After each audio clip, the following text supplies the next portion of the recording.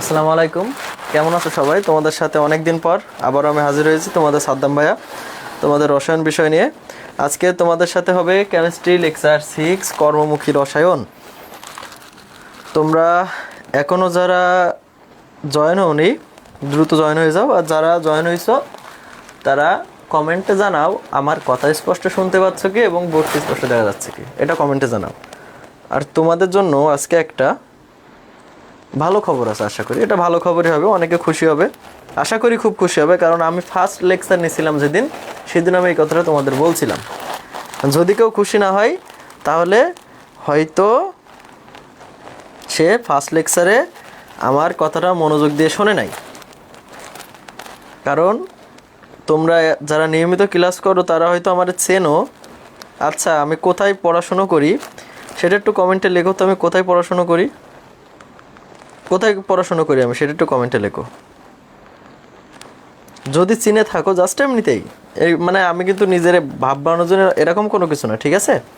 এমনিতেই জাস্ট আমি কোথায় পড়াশোনা করি এটা একটু কমেন্টে লেখো, আর কিচ্ছু না। এখন হচ্ছে স্যার আসসালামু আলাইকুম। ওয়ালাইকুম আসসালাম আপু, আমার কথা স্পষ্ট শুনতে পাচ্ছ কি এবং আমাকে মানে বোর্ডটা স্পষ্ট দেখা যাচ্ছে কি? আমার কথা স্পষ্ট শুনতে পাচ্ছ আর বোর্ডটা স্পষ্ট দেখা যাচ্ছে কি? এটা হলেই হবে, আমাকে না দেখা গেলেও কোনো সমস্যা নেই, ঠিক আছে? ওকে। ওয়ালাইকুম আসসালাম, যারা সালাম দিচ্ছ সবাইকে ধন্যবাদ। ওয়ালাইকুম আসসালাম।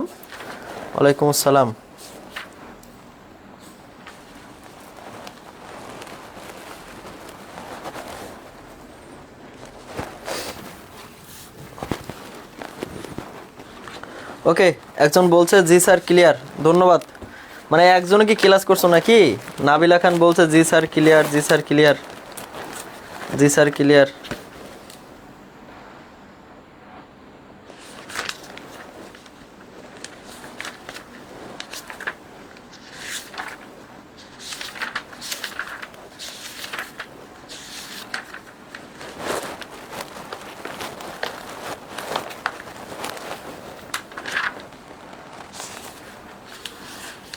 একজন লিখছো কি নির্জনা, আচ্ছা নাজনীন নিহা লিখছো ঢাকা নার্সিং কলেজ। আচ্ছা ধন্যবাদ। তাহলে অন্তত একজন যে আমার ক্লাস ফার্স্ট থেকে করছে এটা বুঝতে পারছি, এনাফ। এখন ও যদি আমার কথা শুনে শকড হয় তাহলে বুঝে নিতে হবে সে ফার্স্ট ক্লাসে কি ছিল না, সে ফার্স্ট ক্লাসে মনোযোগী ছিল না, ঠিক আছে? ওকে, একজন লিখে স্যার কেমন আছেন। ওকে, আমরা ক্লাস শুরু করব, ঠিক আছে? অনেকে চলে আসছে, এবার আমরা ক্লাস শুরু করবো আজকে ইনশাল্লাহ। শোনো, প্রথমে আমি বলি, এই যে কর্মমুখী রসায়ন এই অধ্যায়টা কিন্তু তোমাদের এক হিসেবে মুখস্থ অধ্যায়। এই অধ্যায় থেকে কিন্তু মুখস্থ করার মতন জায়গা সবচাইতে বেশি, মুখস্থ করার মতো জায়গায় সব, বোঝানোর মতো জায়গা নয়। কিন্তু এই মুখস্থ বিষয়গুলো যাতে তোমাদের সবচেয়ে সহজে মুখস্থ হয়, যাতে সহজে মনে রাখতে পারো বিভিন্ন টেকনিকের মাধ্যমে, সেটাই কিন্তু আমার দায়িত্ব। কারণ মুখস্থ করলে তো তুমি পরীক্ষার সময় কি 7টা সাবজেক্ট পরীক্ষা হবে, তুমি কি সব সাবজেক্ট পরীক্ষা হিসাব করে 7টা সাবজেক্ট পরীক্ষা একসাথে দিতে হচ্ছে। তুমি যদি সবই মুখস্থ করো তাহলে তুমি কীভাবে পারবা, ঠিক আছে? তাহলে এই যে সহজ করার দায়িত্বই কিন্তু, সহজ করার জন্যই কিন্তু আমরা আছি। ওকে, এবার আসলে প্রথমে শুরু করি যে কর্মমুখী রসায়নে প্রথমে কি আছে বলো তো? কর্মমুখী রসায়নে আছে প্রথমেই খাদ্য নিরাপত্তার নীতি, তাই না? খাদ্য নিরাপত্তার নীতি প্রথমে কি ছিল? খাদ্য নিরাপত্তার নীতি। এই যে খাদ্য নিরাপত্তার নীতি, বলো তো, কমেন্টে জানাও তো, খাদ্য নিরাপত্তার নীতি কয়টি বলো তো? খাদ্য নিরাপত্তার নীতি কয়টি কমেন্টে জানাও।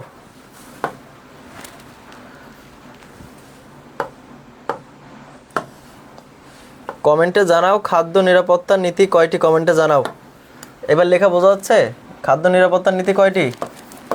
খাদ্য নিরাপত্তার নীতি হলো 3টি। প্রথমে কি ছিল বলতো? প্রথমে আছে খাদ্যের পর্যাপ্ততা, খাদ্যের সঠিক ব্যবহার, আর একটা হলো খাদ্য গ্রহণের সামর্থ্য। একজন বলছে 2টি, এটা ভুল লিখছো।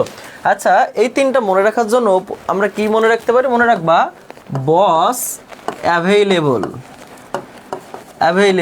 এইটা দ্বারা কিভাবে মনে রাখতে পারবা? দেখো, এই যে বতে হলো খাদ্যের সঠিক ব্যবহার, এই যে দন্তস্বয় হলো তোমার খাদ্য গ্রহণের সামর্থ্য, আর এই যে অ্যাভেইলেবল, এইটা হলো খাদ্যের পর্যাপ্ততা বা অ্যাভেইলেবিলিটি। কি অ্যাভেইবিলিটি? অ্যাভেইবিলিটি, তাই না? অ্যাভেইবিলিটি মানে কি? খাদ্য গ্রহণে খাদ্যের পর্যাপ্ত খাদ্যের প্রাপ্তি, মানে পর্যাপ্ত খাদ্যের প্রাপ্তি বা খাদ্যের পর্যাপ্ততা, সেটা অ্যাভেইলেবল আছে। এইটা এই যে বস অ্যাভেইলেবল, এটা দিয়ে তোমরা মনে রাখতে পারো, ঠিক আছে? আর আমি কিন্তু তোমার রসায়নের যে কয়টা জায়গা তোমাদের সহজ করছি ওইখান থেকে কিন্তু সহজ করছি, আলাদা কিন্তু কোনো ছন্দ বানায় নাই, ওইখান থেকে কিন্তু সহজ করছি। হয়তো সেখানে অক্ষর গুনছে, যেমন জারণ বিজারণ শিখাইছিলাম না গত ক্লাসে, জারণে অক্ষর কয়টা, বিজারণে অক্ষর কয়টা, কীভাবে করতে হবে, অক্ষর দিয়ে আমরা শিখি, যাতে কোনো ভুল না হয় ইনশাল্লাহ। যেগুলো লিখে দেবো, যেগুলো পড়াবো, সেগুলো তোমরা বইয়ে সুন্দর করে আশেপাশে নোট করে, বই বলতে হাজার এক্সের বই, হাজার এক্সের বই পড়ার পর তারপর আমাদের নিরনের বইটা তোমরা রিভিশন দিবা, দেখবা প্রস্তুতি 100% ইনশাল্লাহ কমপ্লিট হবে। আর নিরনের বইয়ের এমসিকিউগুলো, হাজার এক্সের বইয়ের যে জ্ঞানমূলক প্রশ্নগুলো তোমরা ভালো করে পড়বা, ঠিক আছে? এরপরে আসো যে এখানে 3 ধরনের সার আছে। খাদ্য নিরাপত্তা নীতির পরে 3 ধরনের সার আছে। কি কি? Nitrogen, phosphorus, potassium. আমি যেভাবে লিখছি তোমরা কিন্তু সেভাবেই উঠাবা যদি উঠাইতে চাও, ঠিক আছে? নাইট্রোজেন, ফসফরাস আর পটাশিয়াম। Nitrogen, phosphorus, potassium.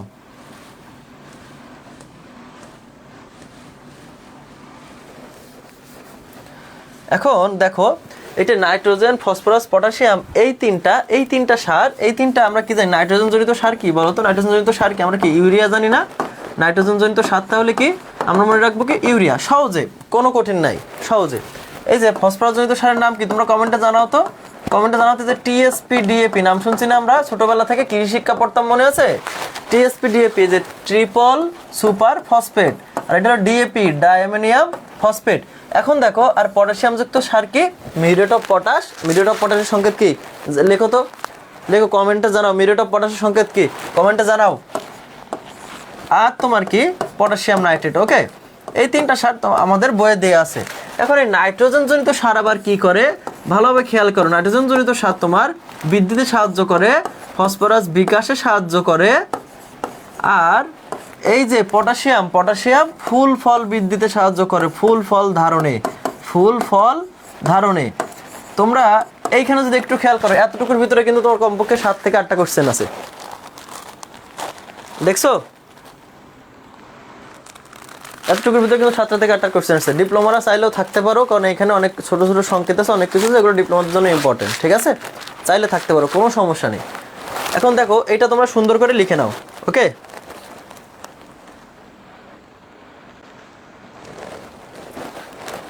লিখে নাও। এটা যদি তোমাদের লেখা হয়ে যায়, এটা যদি বুঝে থাকো, এরপরে আমরা আগাবো। এই অধ্যায়ের মূলত যেটা নিয়ে আলোচনা, সেটা কি বলতো?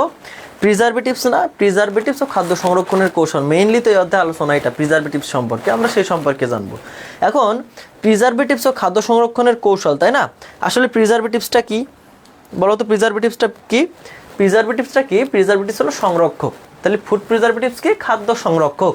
তাহলে খাদ্য সংরক্ষক হিসেবে যা ব্যবহার করা হয় তাই হলো প্রিজারভেটিভস। এখন এই যে খাদ্যবস্তু যদি সংরক্ষণ করতে হয়, তাহলে কেন সংরক্ষণ করব? আমরা কোনো জিনিস সংরক্ষণ করলে অবশ্যই সেটা নষ্ট হয়ে যায়, সেই কারণে আমরা সংরক্ষণ করব, তাই না? সেই কারণে আমরা সংরক্ষণ করব। এখন দেখো, আমাদের তাহলে খাদ্য নষ্ট হওয়ার কারণ আমাদের আগে জানা লাগবে। তাহলে খাদ্য নষ্ট হওয়ার কারণ কয়টি বলো তো? খাদ্য নষ্ট হওয়ার কারণ কয়টি বলো তো? আরে বারবার এমন হয় কেন?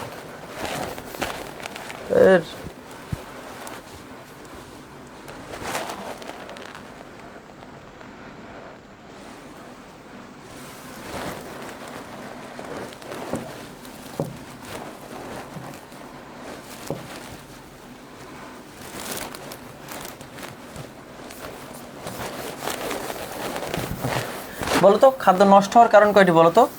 এই অধ্যায়ে একটা জিনিস মনে রাখবা, সব সময় একটা জিনিস মনে রাখবা,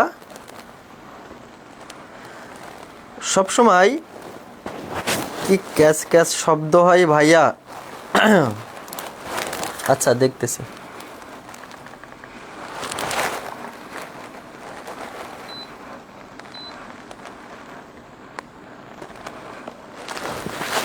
শোনো,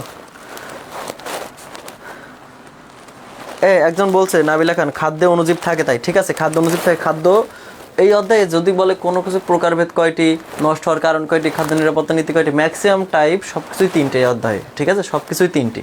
এখন দেখো তাহলে খাদ্য নষ্ট হওয়ার কারণ কয়টি? 3টি। প্রথমে কি জানি আমরা? প্রথমে হলো তোমার জীবাণু, তাই না? জীবাণু দ্বারা খাদ্য নষ্ট হয়। তারপর হলো তোমার অক্সিজেনের উপস্থিতি। তারপরে কিসের উপস্থিতি? অক্সিজেনের উপস্থিতি। তারপরে 3 নাম্বার কি জানি আমরা? 3 নাম্বারটা কি জানি বলো তো? 3 নাম্বারটা হলো ধাতব আয়ন, তাই না? ধাতব আয়নের প্রভাবে কি? ধাতব আয়ন। এখন দেখো বইয়ে কিন্তু অনেক বড় করে লেখা, ছোট ছোট করে কেন লিখলাম? এই 3টা এগুলো ইম্পর্টেন্ট লাইন, অত বড় অনেক কিছু। ধাতব আয়নের উপস্থিতি, অক্সিজেনের উপস্থিতি, এত কিছু আছে, ঠিক আছে? জীবাণুর প্রভাব, এত কিছু না। এখন এই 3টি যদি তোমার খাদ্য বস্তু এই 3টির কারণে নষ্ট হয়, তাহলে যদি আমাদের খাদ্য সংরক্ষণ করতে হয়, তাহলে এই 3টা জিনিস আমাদের কী করতে হবে? এই 3টা জিনিস আমাদেরকে যদি আমরা রক্ষা করতে পারি, এই 3টা জিনিস থেকে, তাহলে খাদ্য সংরক্ষণ করতে পারবো। ঠান্ডা মাথায় বুঝবা। তাহলে আমরা যে প্রিজারভেটিভ হিসেবে যা ব্যবহার করব, সেগুলো এই 3টা জিনিসের বিরুদ্ধে কাজ করবে। আর বিরুদ্ধে কাজ করলে আমরা কি জানি? কি বলো তো? বিরুদ্ধে কাজ করলে কি হয় বলো তো? অ্যান্টি হয় না? বিরুদ্ধে ভাইরাস, অ্যান্টিভাইরাস। বিরুদ্ধে কাজ করলে অ্যান্টি বোঝায় না? তাহলে যে জীবাণুর একটা ইংলিশ কি? মাইক্রোবিয়াল, তাই না? তাহলে জীবাণুর যেটা হবে কি হবে? Anti microbial. এই যে অ্যান্টি মাইক্রোবিয়াল, তাহলে তোমার কি হবে?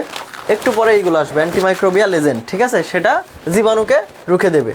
তাহলে আবার এই যে অক্সিজেনের বিপরীত যেটা থাকবে, সেটা তোমার অক্সিজেনের উপস্থিতি কি করবে? অক্সিজেনের উপস্থিতিকে কি করবে? হ্রাস করবে। তারপর ধাতব আয়নের উপস্থিতিকে তোমার আরেকজন কি করবে? আরেকটা জিনিস বাধা দিবে। তখনই খাদ্য ভালো থাকবে, তাই না?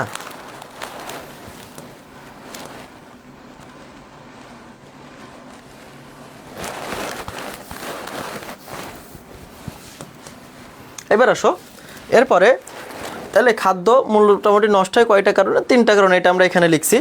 এবার আসো পানি সক্রিয়তা বা ওয়াটার অ্যাক্টিভিটি। ওয়াটার অ্যাক্টিভিটি কি? AW এর কি হলো? পানি সক্রিয়তা। আসলে পানি সক্রিয়তাটা কি বলো তো? পানি সক্রিয়তা কি বলো? কমেন্টে জানাও তো পানি সক্রিয়তা কি?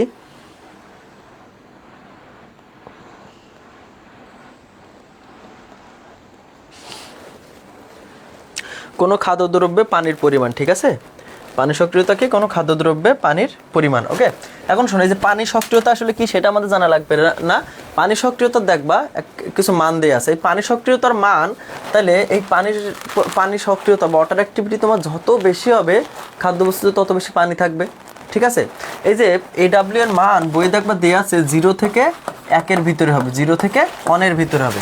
0 থেকে 1 এর ভিতরে হয়, তোমরা এরকম একটা চার্ট আঁকাইতে পারো, জাস্ট এরকম একটা চার্ট আঁকাইতে পারো। এখান থেকে এটা দাগ দিয়ে এরকম চার্ট আঁকাবা। এটা তো হলো 0, এটা হলো 0.60, এটা 0.80, 0.90, আর এটা হলো এখানে মনে করবা একটা 0.88 আছে, ঠিক আছে? এখন তোমরা মনে রাখবা, এই যে পানি সক্রিয়তার মান কি? 0.60 এর নিচে যখন হবে, 0.60 এর নিচে থাকলে খাদ্য শুষ্ক থাকবে, খাদ্য ভালো থাকবে, ঠিক আছে? তাহলে পানি সক্রিয়তার মান 0.60 এর কম রাখা আমাদের জন্য ভালো, তাহলে খাদ্যবস্তু শুষ্ক থাকবে। এখন দেখো, এই যে খাদ্যবস্তু শুষ্ক থাকবে, তাহলে যদি 0.60 এর উপরে, এক কথায় 0.80 এর নিচে হয়, তাহলে কি জন্মাবে বলো তো? ছত্রাক। কি জন্মাবে? ছত্রাক। আর 0.88 এর উপরে যদি হয় পানি সক্রিয়তার মান, তাহলে কি জন্মাবে? ইস্ট জন্মাবে। কি জন্মাবে? ইস্ট। আর যদি 0.90 এর উপরে হয়, তাহলে কি জন্মাবে? 0.90।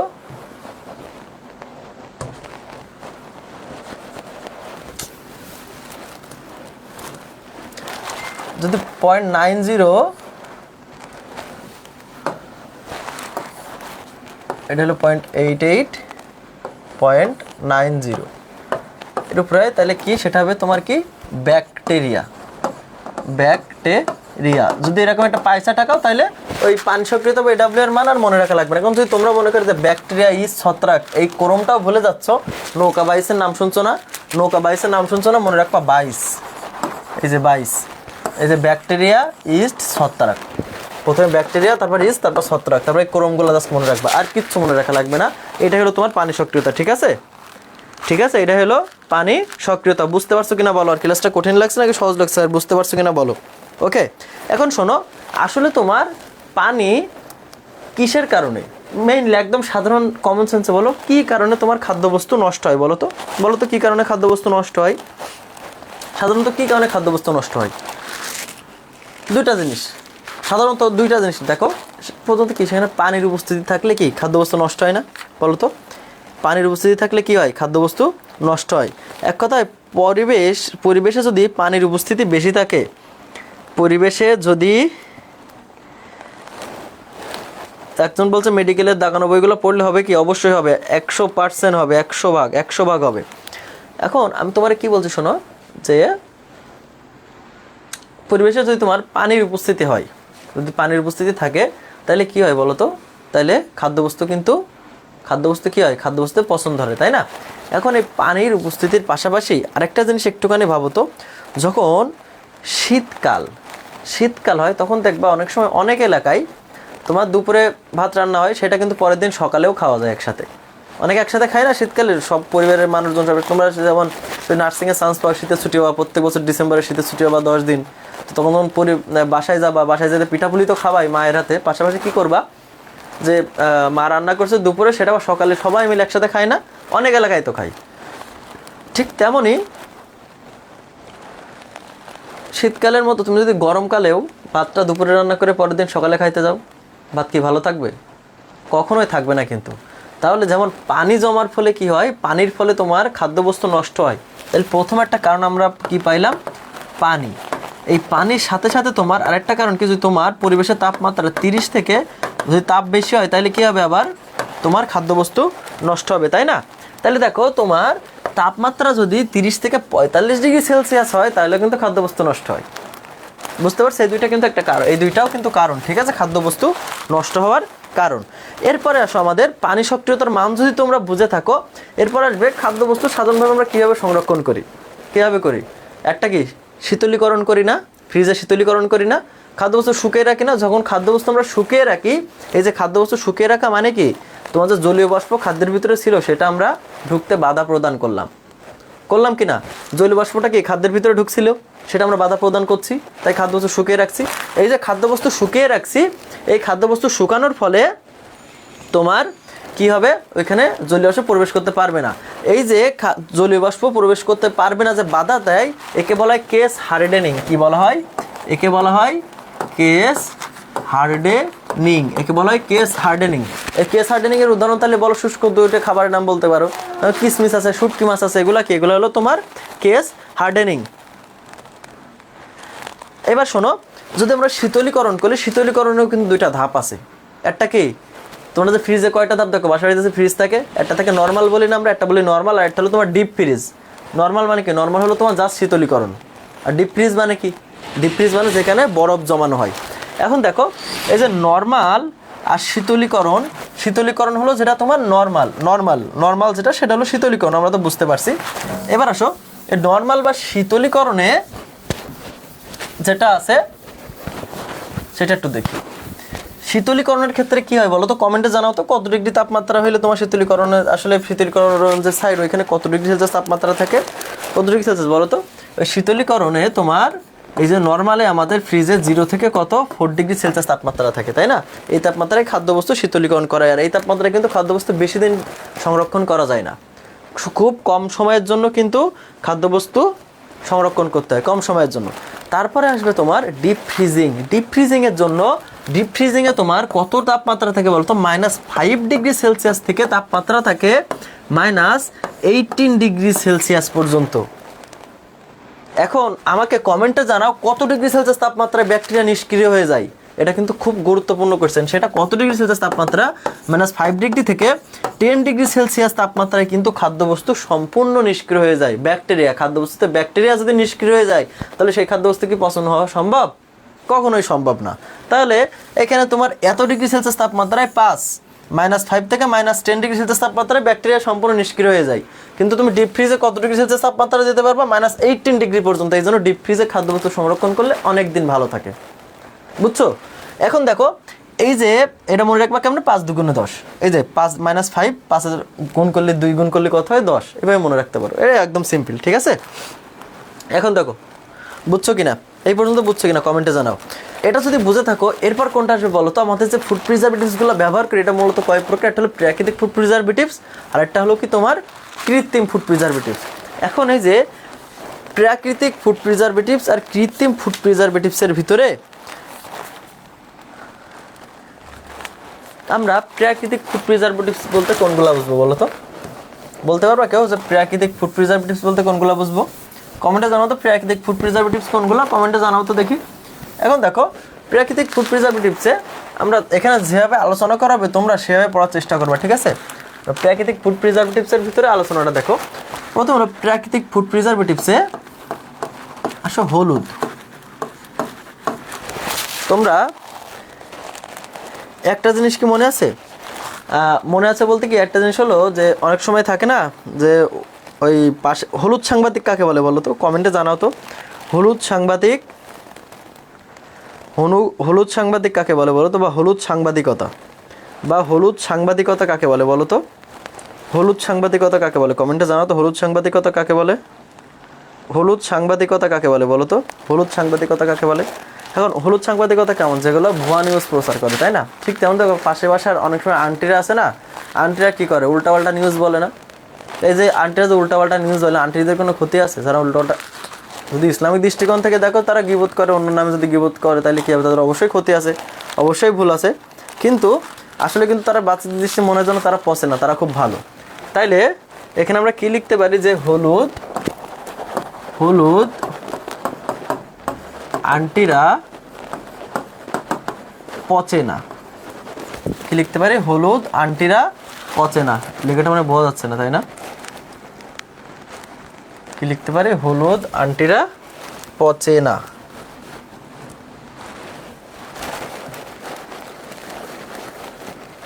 হলুদ আন্টিরা পচে না, এটা আমি কেন লিখলাম দেখো, অবশ্যই কোনো কারণ আছে, কোনো কারণ ছাড়া তো লিখবো না। পচে না মানে কি? হলুদ হলো তোমার একটা অ্যান্টিঅক্সিডেন্ট। হলুদ কি? হলুদ হলো অ্যান্টিঅক্সিডেন্ট। আর এই যে হলুদ অ্যান্টিঅক্সিডেন্ট, হলুদ অ্যান্টিঅক্সিডেন্ট তোমার কি করতে বাধা দেয়? পচন রোধে সাহায্য করে, খাদ্যবস্তুতে পচন রোধে সাহায্য করে। তোমার হলুদ কি করে? খাদ্যবস্তু পচন রোধে সাহায্য করে। এরপর আসবে তোমার খাদ্য লবণ বা সোডিয়াম ক্লোরাইড। এই যে খাদ্য লবণ সহযোগে যখন তোমার খাদ্যবস্তু সংরক্ষণ করা হয় তাকে কি বলা হয়? কিউরিং বলা হয়। কিউরিং বলা হয় না?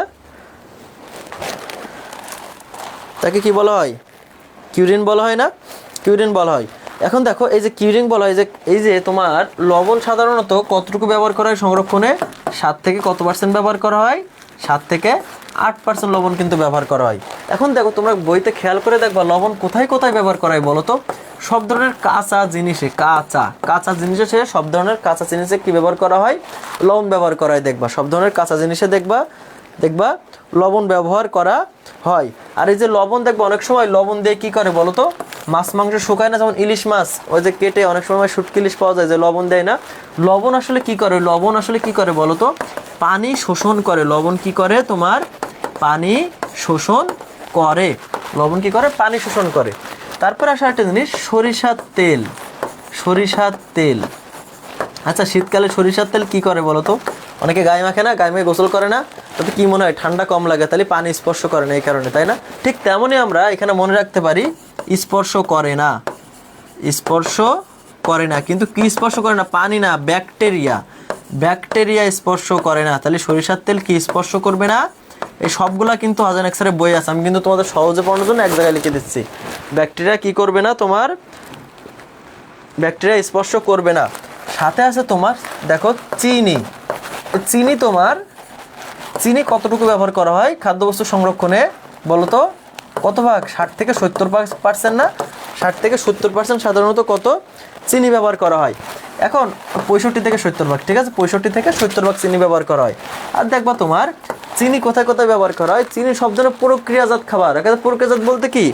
রান্না করা খাবার। কি খাবার? রান্না করা খাবার। রান্না করা খাবার। যাদের এই একজন বলছো প্রস্তুতি খুব ভালো, কোনো সমস্যা নেই। হ্যাঁ, সুস্মিতা দাস শিবরা প্রথম থেকে ক্লাস করে, প্রস্তুতি খুব ভালো, ওর কমেন্টে রেসপন্স দেখলেই বোঝা যায়। কিন্তু এখন যারা ক্লাস করছে এই ক্লাসটা মনোযোগ দিয়ে করো, দেখবা বাসায় একবার পড়ার পরে তুমি ওর চাইতে আল্লাহর রহমতে ভালোও পারতে পারো। আর ও যদি এই ক্লাসটা দেখে আবার নিজেরে যদি আরও যাচাই করে, আরও ভালো করে পড়াশোনা করে, তাহলে দেখা যাবে যে ও আরও ভালো পারছে, ঠিক আছে? তুমি ক্লাসটা দেখো কঠিন লাগছে কিনা। এবার আসো, এই চিনি দেখবা, চিনি কোথায় কোথায় ব্যবহার করা হয়, সব প্রক্রিয়াজাত খাবার। কি প্রক্রিয়াজাত খাবার। এখন প্রক্রিয়াজাত খাবার কি দেখো, তুমি বইয়ে দেখো জ্যাম জেলি আচার এসবগুলো কি তোমার কাঁচা পাওয়া যায়? সবগুলো তো তোমার রান্না বান্না করে তারপর তো জ্যাম জেলি আচার তৈরি করা হয় নাকি। এখন চিনি ব্যবহার করে একদম 65 থেকে 70%, আর লবণ ব্যবহার করে 7 থেকে 8%। যদি এটাও ভুল হয়ে যায় যে কোনটা কতটুকু, লবণের দাম বেশি না চিনির দাম বেশি, চিনির দাম বেশি না, এই জন্য চিনি বেশি পরিমাণে ব্যবহার করা হবে খাদ্যবস্তু সংরক্ষণে। প্রাকৃতিক ফুড প্রিজারভেটিভস বুঝতে পারছো কিনা দেখো।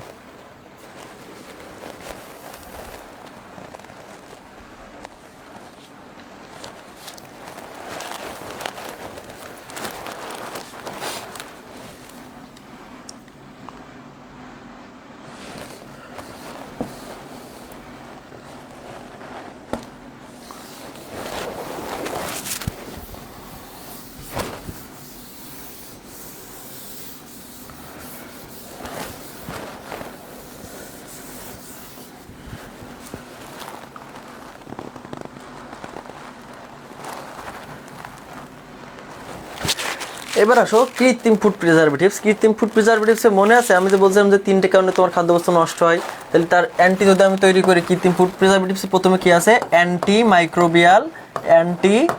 Microbial agent. তারপরে কি আছে তোমার অক্সিজেনের অ্যান্টি কি হবে, অ্যান্টি অক্সিডেন্ট। দেন হলো তোমার কি ধাতব আয়নের এটা কি, কিলেটিং এজেন্ট, বইয়ে কিলেটিং এজেন্ট দেওয়া, তাই না? কিন্তু আসছে ওইখানে এই প্রত্যেকটা জিনিসে। অ্যান্ড এইবার তোমাদের কাজ হবে যে প্রাকৃতিক ফুড প্রিজারভেটিভস কোনগুলো তোমরা জানো, যে কৃত্রিম ফুড প্রিজারভেটিভস কোনগুলো, এগুলোর নামও মনে রাখতে হবে, ঠিক আছে? আমরা প্রথমে আসবো anti microbial agent.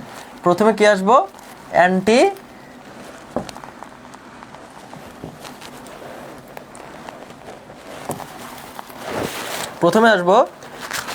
Microbial agent.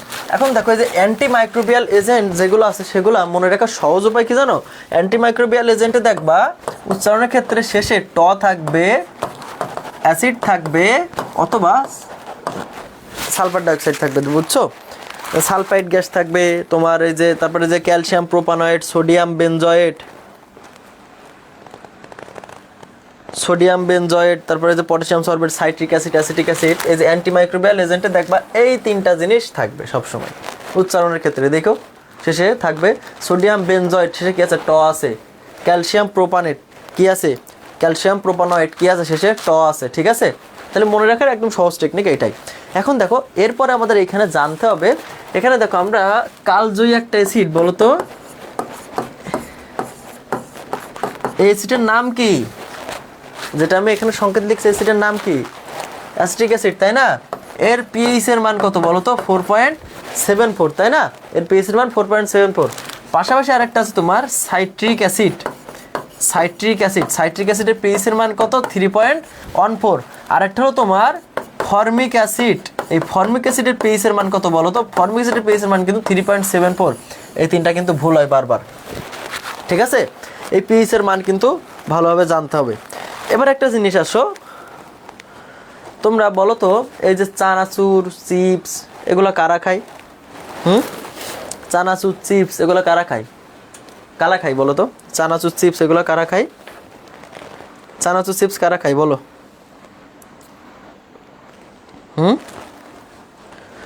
চানাচুর, চিপস কারা খায়?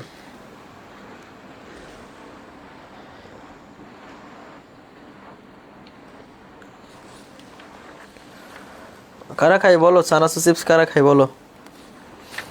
চানাচুর, চিপস তোমার সাধারণত খায় কারা? বাচ্চারা খায়, তাই না? বাচ্চা, যদি বাচ্চা লিখি তাহলে বতে কি বলো, লেখার তো কোনো কারণ আছে। সোডিয়াম বেনজয়েড বা বেনজয়িক অ্যাসিডের ব্যবহার কি চানাচুর, চিপস এসব জায়গায় কোনটা ব্যবহার করা হয়?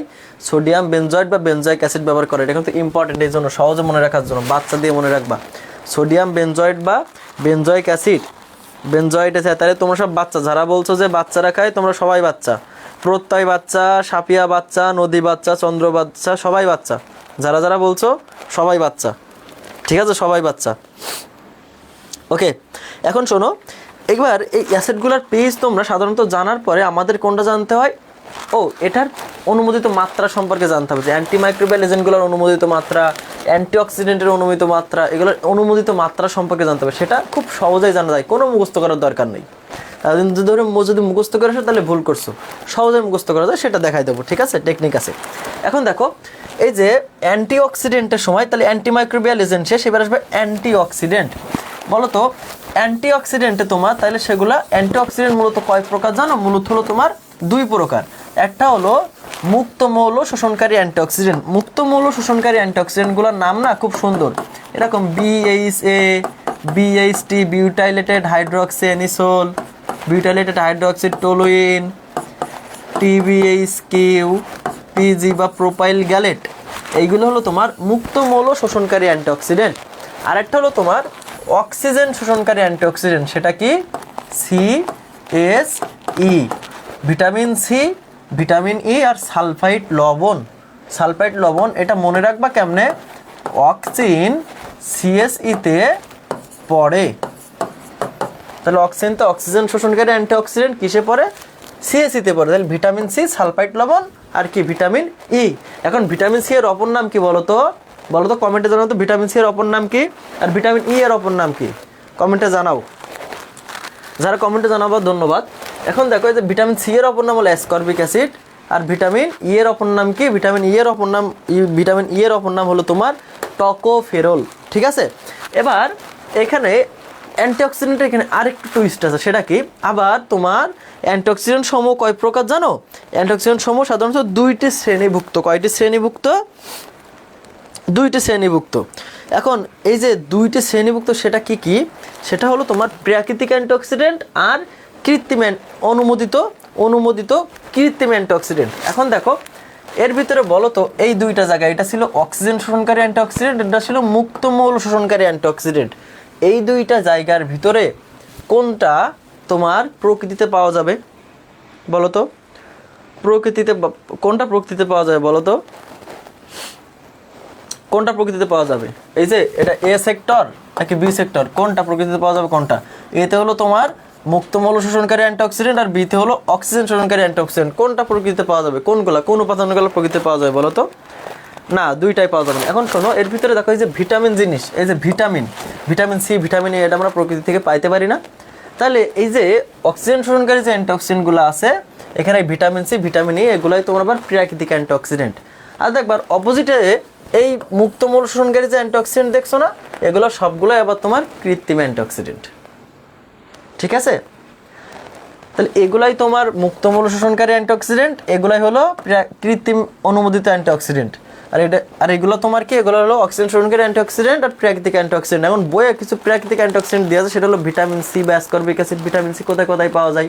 এখন ভিটামিন সি এর জায়গায় যদি অ্যাসকর্বিক অ্যাসিড আসে তাহলে তো বলা যাবে না যে সাদ্দাম ভাই পড়ায় নাই, তাই না? তাহলে ভিটামিন সি কোথায় কোথায় পাওয়া যায় সেগুলো দেখতে হবে। কি আমরা ছোটবেলা থেকে পড়ে আসছি, কোন কোন জায়গায় পাওয়া যায় বলো? বিভিন্ন কি টক ফল আর শাকসবজি, কাঁচামরিচ, এইগুলোতে পাওয়া যায় না? হ্যাঁ, টক ফল, শাকসবজি, কাঁচামরিচ এইগুলোতে পাওয়া যায়। Thank you.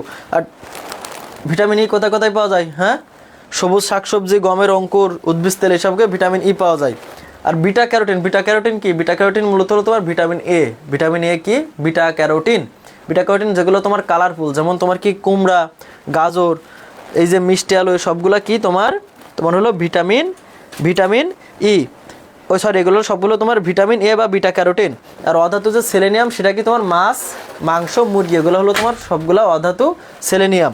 এখন দেখো সর্বশেষ যেটা হবে সেটা হলো তোমার কিলেটিং এজেন্ট বা চিলেটিং এজেন্ট। সর্বশেষ যেটা সেটা হলো তোমার কিলেটিং এজেন্ট বা চিলেটিং এজেন্ট। কেন চিলেটিং বলছি? বানানটা দেখছো, বানানটা কিন্তু সিএইসি কিন্তু চিলেটিং হয়, ঠিক আছে, কিন্তু বাংলায় কিন্তু কিলেটিং। পরীক্ষা যদি তোমার দেয় যে নিচের কোনটি সবচেয়ে বহুল ব্যবহৃত কিলেটিং এজেন্ট, উপরে সিলেটিং সিএইসি দেয়, তোমরা তো বলবো যে ভাই পড়ায় নাই। এই জন্য এখানে তোমার সতর্কতা স্বরূপ মনে আছে গ্রুপ 15 মৌলকে কি বলা হয়? নিকটোজেন বলা হয়। ফার্স্ট লেকচারে বলছিলাম নিকটোজেন বানানটা কেমন দেখছো? নিকটোজেন তো এন হওয়া কথা ছিল, কিন্তু পি দিয়ে কিন্তু শুরু, নিউমোনিয়ার মতো। গ্রুপ 15 মৌলগুলোকে বলা হয়। ফার্স্ট লেকচার মনে আছে কিছু? মনে থাকলে তো ভালো, আর না মনে থাকলে তো। এখন এই যে চিলেটিং এজেন্ট তোমার কি এখানে মনে রাখবা ইডিটিএ কি সবচেয়ে বহুল ব্যবহৃত চিলেটিং এজেন্ট বা কিলিটিং এজেন্ট যেটাই বলবা, যে EDTA, ঠিক আছে। এখন এই যে কৃত্রিম ফুড প্রিজারভেটিভসগুলো যদি পড়া হয়, তারপর আমাদের কি জানতে হবে, এগুলার অনুমোদিত মাত্রায় তোমরা যদি খেয়াল করো বইয়ে যে শখটা আছে সেটা যদি দেখবা, মনে রাখবা SBHT, এইখানে SBHT হলো তোমার 200 ppm, 200 ppm। এসতে হলো তোমার যেসব অনুমোদিত প্রিজারভেটিভসগুলো উচ্চারণের ক্ষেত্রে এস শব্দটা আসবে, যেমন সোডিয়াম বেনজয়েড, সাইট্রিক অ্যাসিড, এই সবগুলাই তোমার অনুমোদিত মাত্রা হলো কত কি 200 ppm। আর BHT একটু আগে লিখছিলাম, মুক্ত মল শোষণকারী অ্যান্টিঅক্সিডেন্ট, এই BHT এর অনুমোদিত মাত্রা হলো তোমার 200 ppm। আর এই BHT এর সাথে যে আরো দুইটা ছিল, BH আর TBHQ, মনে আছে? TBHQ, এই দুইটার হলো তোমার এই 200/2, এক কথায় 100 ppm, ঠিক আছে। এই দুইটা হলো তোমার 100 ppm। এখন তোমরা বই খুলে দেখো, একদম সহজ হয়ে গেছে আল্লাহর রহমতে, এর ভিতরে সব কিছুই আছে। বই খুলে দেখো, এতটুকু যদি বোঝো তাহলে আমরা এখন খাদ্যের কৌটাজাতকরণ বা ক্যানিং প্রসেস পড়ব। কৌটাজাতকরণের তাহলে ইংলিশ কি? ক্যানিং, তাই না? কৌটাজাতকরণের ইংলিশ হলো ক্যানিং। এই যে ক্যানিং প্রসেসে প্রথমে যেটা করতে হবে সেটা কি বলো তো? প্রথমে যেটা করতে হয় সেটা হলো তোমার ফলমূল কি করতে হয়? নির্বাচন করতে হয় না? হ্যাঁ, কাঁচামাল সংগ্রহ করতে হয়, পুষ্ট কাঁচামাল নিতে হয় প্রথম স্তরে। দ্বিতীয় স্তরে কি করা হয় বলো তো? দ্বিতীয় স্তরে তোমার ব্লাঞ্চিং করা হয়। তাহলে ব্লাঞ্চিংয়ের বাংলাটা কি? সিদ্ধ করা। সিদ্ধ করার পরে তোমার তৃতীয় স্তরে কি করা হয়? এক্সস্টিং ও সিলিং করা হয়। এক্সস্টিংটা কি? যে প্রক্রিয়ায় তোমার খাদ্যবস্তু থেকে অক্সিজেন বের করে দেওয়া হয়, কারণ অক্সিজেন থাকলে কি হবে? খাদ্যবস্তু নষ্ট হবে, তাকে বলা হবে এক্সস্টিং। আর সিলিংটা কি? সিলিংটা হলো কি? তুমি অক্সিজেন সব বের করে দিলা, এখন তুমি সিল না করে খোলা রেখে দাও, তাহলে আবার অক্সিজেন প্রবেশ করবে না, এই জন্য সিল করে দেওয়া হয়। আর সর্বশেষ কি? রিটোটিং বা নির্বীজকরণ। এই জিনিসটা তোমার হলো খাদ্যবস্তুতে যদি কোনো ব্যাকটেরিয়ার স্পোর থাকে, সেটা তোমার কি করা হবে? সেটা উত্তপ্ত গরম পানিতে যখন ফুটানো হবে তখন নষ্ট হয়ে যাবে। একে বলা হয় কি? রিটোর্টিং। একে কি বলা হয়? রিটোর্টিং। এখন দেখবা বইয়ে তোমাদের 3টা ধাপে 9টা জিনিসের কৌটাজাতকরণ দেয়া আছে। আর কৌটাজাতকরণে কি কি প্রিজারভেটিভস ব্যবহার করা হবে, কি কি ক্যানিং তরল ব্যবহার করা হবে, কি কি তোমার এক্সস্টিংয়ে কি কি কতটুকু তাপমাত্রা থাকবে, রিটোর্টিংয়ে কতটুকু তাপমাত্রা থাকবে, এই সব কিছু কিন্তু তোমার এই সব কিছুই দেয়া থাকবে। দেখবা এই সব কিছুই দেয়া আছে। এখন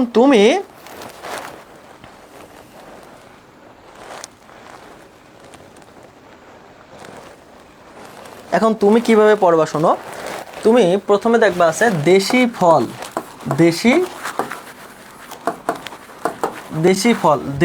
দিয়ে দেখবা 3টা ফলের তোমার কৌটাজাতকরণ দেওয়া যায়।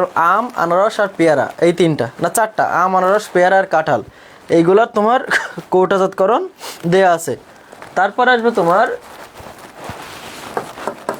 2 নম্বরের ধাপে দেখবা আছে দেশি সবজি, ঠিক আছে?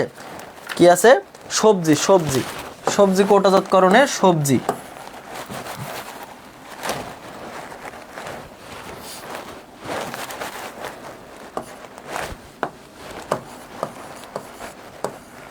এই যে সবজি।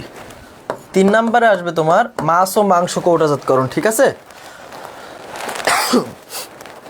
সবজির ভিতরে দেখবা কচি ভুট্টা আছে, তারপর সবুজ মটরশুঁটি আছে, এই 2টা আছে। এখন এই যে তোমাদের কাজ হবে 3 নম্বরে আছে মাছ ও মাংস। একটা জিনিস সহজে বলি, যারা বৃদ্ধ তাদের কি তোমার মাছ মাংস মানে খাওয়ানো উচিত কিনা, এটা কমেন্টে জানাও তো। যারা বৃদ্ধ তাদেরকে মাছ মাংস খাওয়ানো উচিত কিনা কমেন্টে জানাও। এখন শোনো, এই যে দেশি ফলে তোমার সাধারণত দেখবা 3-4টা ফল আছে না, 4টা ফলের প্রিজারভেটিভস, এক্সস্টিং, রিটোর্টিং, তাপমাত্রা সব কিছু মিল আছে। সামান্য একটু ব্যতিক্রম, কিন্তু সব কিছু মিল আছে। একসাথে করে নিয়ে পড়বা। তারপর সবজির ভিতরে যে দুইটা আছে টমেটো, তারপর হলো তোমার সবুজ মটরশুঁটি, এই দুইটা তোমার যে কোটাজাতকরণের যে উপায় সেইখানেও দেখবা মিল আছে, সেখানেও দেখো মিল আছে, এক জায়গায় করে নিয়ে পড়বা, তোমাদের জন্য সহজ হবে। দেখবা এই যে 15-20 পেজের পড়া 1 পেজে হয়ে গেছে। তারপরে আসবে তোমার মাছ মাংস সংরক্ষণ একদম সেম, মাছও যা মাংসও তাই। ওকে, মাছও যা মাংসও তাই, সেভাবে কোটাজাতকরণ করা হয়। তো সেটা তোমরা যখন এক জায়গায় করে নিয়ে পড়বো তোমাদের পক্ষে দেখবা সুবিধা হয়েছে। এরপরে এবার আসো এই যে মাছ মাংস একজন বলছে উচিত না, আচ্ছা ঠিক আছে উচিত না, যেহেতু বৃদ্ধ বা বয়স্কদের খাওয়ানো উচিত না, তাহলে নাইট্রেট বা নাইট্রাইট লবণ তোমার কোথায় কি সংরক্ষণ করা হয় বলো তো? নাইট্রেট বা নাইট্রাইট লবণ তোমার কি সংরক্ষণ করা হয় বলো তো? এবার কমেন্টে জানাও। নাইট্রেট বা নাইট্রাইট লবণ তোমার সাধারণত মাছ মাংস সংরক্ষণে ব্যবহার করা হয়। তাহলে দৈন্তার নয় আকার দিয়ে মনে রাখবা, নাইট্রেট বা নাইট্রাইট লবণ কি সংরক্ষণে ব্যবহার করা হবে? মাছ ও মাংস সংরক্ষণে ব্যবহার করা হবে। এখন তোমরা যদি কোটাজাতকরণটা এভাবে পড়তে পারো, তারপরে আসবে তোমার দ্রবণ কলয়েড সাসপেনশন। এই যে দ্রবণ কলয়েড সাসপেনশনের আগে তোমাদের একটা জিনিস মনে রাখতে হবে, সেটা হলো যে দ্রবণ কলয়েড সাসপেনশনের সমসত্ব অসমসত্ব মিশ্রণ। সমসত্ব মিশ্রণটা কি বলতো? যে মিশ্রণটা সম্পূর্ণ মিশে যায়। আর অসমসত্ব মিশ্রণটা কি? যেটা তোমার তলানি পড়ে, তাই না? তলানি পড়বে, যেমন বালি পানির মিশ্রণ। আর সমসত্ব মিশ্রণ কি তোমার কি পানি। সমসত্ব মিশ্রণটা কি হবে? সমসত্ব মিশ্রণটা হবে তোমার পানি, সমসত্ব মিশ্রণটা হবে তোমার পানি ও চিনির মিশ্রণ বা লবণের মিশ্রণ, এমন কিছু। এখন এই যে দ্রবণ কলয়েড সাসপেনশনের ভিতরে তোমার এই যে দ্রবণ হলো তোমার সমসত্ব, আর এই যে কলয়েড আর সাসপেনশন এই দুইটা হলো তোমার অসমসত্ব। এখন এইটা যদি তোমার সমসত্ব হয় তাহলে এটা কি হবে? অদৃশ্য হবে না? এটা হবে অদৃশ্য। তুমি যত চেষ্টা করো এটাকে তুমি দেখতে পারো, মিশে যাবে তো সম্পূর্ণ। আর এই যে কলয়েড তোমার অসমসত্ব মিশ্রণ, সেটা সামান্য, এই জন্য এটাকে দেখার জন্য কি আলট্রা মাইক্রোস্কোপ লাগে, আর এটাও তোমার অসমসত্ব মিশ্রণ, এটা খালি চোখে দেখা যায়। আর এই তিনটার কণার ব্যাস আছে। ঠিক তেমনই আমরা আগের মতো একটা পয়সা টাকায় নেব, ঠিক আছে? আগের মতো পয়সা টাকা নেব। এটা হলো পয়েন্ট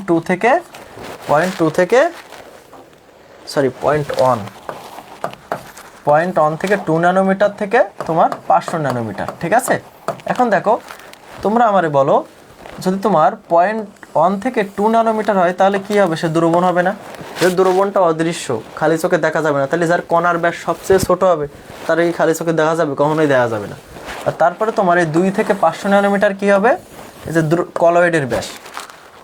আর এই 500-র উপরে যত হবে সেটা কিসের ব্যাস হবে? সাসপেনশনের ব্যাস হবে, ঠিক আছে? এই জন্য তোমার এই যে কলয়েড কণাগুলো এই যে তোমার দ্রবণ কণার সাথে বড় হবে, সামান্য বড়, এই জন্য তোমার আলট্রা মাইক্রোস্কোপ দিয়ে দেখা যাবে। আর এটা কি সাসপেনশনের 500 ন্যানোমিটারের উপরে, এগুলা কি খালি চোখেও, সাধারণ মাইক্রোস্কোপ বা খালি চোখেও দেখা যাবে। এইভাবে কিন্তু সহজে মনে রাখতে হবে। এই যে এরকম করে যদি তোমরা যে কোনো কিছু মানে রেঞ্জটা পড়তে পারো, দেখবা সহজে মনে থাকবে, ঠিক আছে? এরপরে আসো, দেখবা বইয়ে আছে দুধের শতকরা সংযুতি। এই দুধের শতকরা সংযুতির এই অংশটুকু কিন্তু তোমাদের 100% মুখস্থ রাখতে হবে, ঠিক আছে? দুধের শতকরা সংযুতি এই জায়গাটুকু। এখন ওই দুধের শতকরা সংযুতি এখানে একটা দেখবা চার্ট আছে, চার্টের ওইখানে একটা বক্স দেওয়া আছে যে কোনটা, মানে অনেকগুলো প্রাণী দেওয়া আছে, প্রাণীদের দুধের তোমার শতকরা সংযুতি দেওয়া আছে, যে তোমার যে মানুষের দুধে কতটুকু পানি থাকে, ল্যাকটেজ থাকে, কতটুকু পরিমাণে ভিটামিন থাকে, ক্যালোরি থাকে, সব দেওয়া আছে। ওখান থেকে কিন্তু কোশ্চেন হয়, কি কোশ্চেন হয় যে কোনটায় সর্বোচ্চ কতটুকু আছে। যেমন দেখো মানুষের দুধে তোমার সবচেয়ে বেশি পরিমাণ থাকে ল্যাকটেজ, মানুষের দুধে সবচেয়ে বেশি পরিমাণ থাকে তোমার ল্যাকটেজ, সেটা হলো তোমার 7.1%। আর গাভীর দুধে তোমার সবচেয়ে বেশি পরিমাণ পানি থাকে, গাভীর দুধে সবচেয়ে বেশি পরিমাণ পানি থাকে, এটা 87.8% থাকে তোমার গাভীর দুধে পানি থাকে। আর তোমার মহিষের দুধে দুইটা জিনিস বেশি থাকে, একটা হলো তোমার ক্যালোরি আর একটা হলো চর্বি। ক্যালোরি থাকে তোমার 110 কিলো ক্যালোরি থাকে, ঠিক আছে? 110 10 কিলো ক্যালোরি থাকে তোমার মহিষের দুধে। মহিষের দুধে সবচেয়ে বেশি পরিমাণে ক্যালোরি থাকে, পাশাপাশি তোমার চর্বি থাকে 7.4%। আর ভেড়ার দুধে তোমার সবচেয়ে প্রোটিন বেশি থাকে কোন দুধে? ভেড়ার দুধে। সেটা কতটুকু? 4.6%। এখন তোমরা এই যে মহিষেরটা মনে রাখতে পারো ক্যাশ দিয়ে, ক্যাশ এটা অনেক সময় ভুল হয়। ক্যাশ দিয়ে কি কয়জা ফলাতে হলো তোমার ক্যালোরি, মহিষের দুধে ক্যালোরি সবচেয়ে বেশি থাকে। আর চতে হলো তোমার চর্বি, মহিষের দুধে চর্বির শতকরা সংযোগ সবচাইতে বেশি। আর ভেড়াই মনে রাখবা ভ্যাতে হলো ভেড়া, আর পয় হলো প্রোটিন। ভেড়ায় কি বেশি থাকে? ভেড়ায় প্রোটিন বেশি থাকে। ভেড়ায় কি বেশি থাকে? প্রোটিন বেশি থাকে। এরপরে এই অধ্যায়ে দেখবা বিভিন্ন ধরনের তোমার এই যে প্রস্তুতি আছে, যে গোলাপ জল প্রস্তুতি বা তোমার হলো হেয়ার অয়েল প্রস্তুতি, তারপরে যে তোমার এই যে ট্যালকম পাউডার প্রস্তুতি। ট্যালকম পাউডারের একটা প্রস্তুতি মূল একটা যে সবচেয়ে বেশি ইম্পর্টেন্ট করছেন, যেটা ট্যালকম পাউডারের মূল উপাদান কি? টেলকের সংকেত। তারপরে তোমার এই যে মেহেদির নির্যাসে সবচেয়ে বেশি পরিমাণে কি থাকে? লাসন থাকে, তাই না? লাসন থাকে, মেহেদি পাশার তার নির্যাসে লাসন থাকে। এইসব জায়গাগুলো জাস্ট মেন লাইনগুলো পড়লেই এনাফ। এই অধ্যায়ে মোটামুটি এতটুকু যদি তোমরা পড়তে পারো, আশা করি এই অধ্যায় সম্পূর্ণ শেষ হবে, ভালো হবে। আর একটা ঘোষণা কি, আসলে এই ঘটনাটা এখনও অফিসিয়াল না, এটা আনঅফিসিয়াল, তাও তোমাদেরকে আমি এমনিতেই আর কি সতর্কতার জন্য বলে রাখি, পরীক্ষা কিন্তু 23 জানুয়ারি হওয়ার সম্ভাবনা সবচাইতে বেশি। এটা কিন্তু ফাইনাল ডেট ধরেও রাখতে পারো।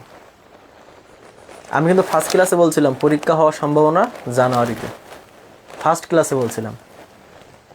কারণ আমি বলছিলাম কি, আমার পরিচয় হলো আমি মোহাম্মদ সাদ্দাম হোসেন, আমি ঢাকা নার্সিং কলেজে 4র্থ বর্ষে পড়ি।